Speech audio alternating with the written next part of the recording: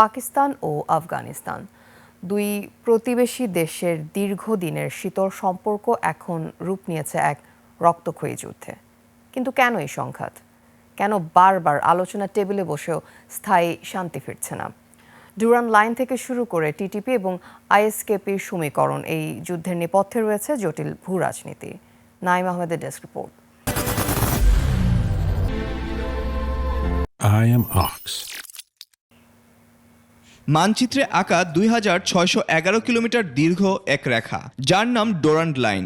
এই সীমান্তই দুই দেশের দীর্ঘদিনের বিরোধের মূল উৎস। While the British got Balochistan, British আমলের এই সীমানাকে আফগানিস্তান কখনোই মেনে নেয়নি। তাদের দাবি এটি পশতুন জনপদকে অন্যায়ভাবে বিভক্ত করেছে। 2021 সালে তালেবান দ্বিতীয়বার ক্ষমতায় আসার পর এই সীমান্তে শুরু হয় নতুন করে উত্তেজনা। west of the Indus from the Pashtun belt to বিশ্লেষকদের মতে 2021 সাল থেকে এ পর্যন্ত দুই দেশের মধ্যে অন্তত 75টি বড় ধরনের সংঘাত হয়েছে। 2025 সালের অক্টোবরে কাতার ও তুরস্কের মধ্যস্থতায় একবার যুদ্ধবিরতি হলেও তা টেকেনি বেশি দিন।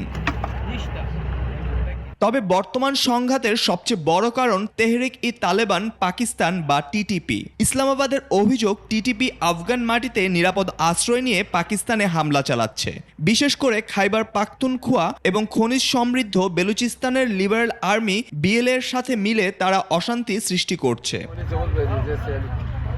এছাড়াও ভূ রাজনীতিতে পাকিস্তান এখন আর কেবল রক্ষণাত্মক নয়, বরং অধিকতর আক্রমণাত্মক কৌশল নিয়েছে। সাম্প্রতিক বড় বড় সন্ত্রাসী হামলার পর পাকিস্তানের ধৈর্যের বাঁধ ভেঙে গেছে, যার পরিণতিতে আজকের এই প্রকাশ্য যুদ্ধ। Naim Ahmed, desk report, 21 television.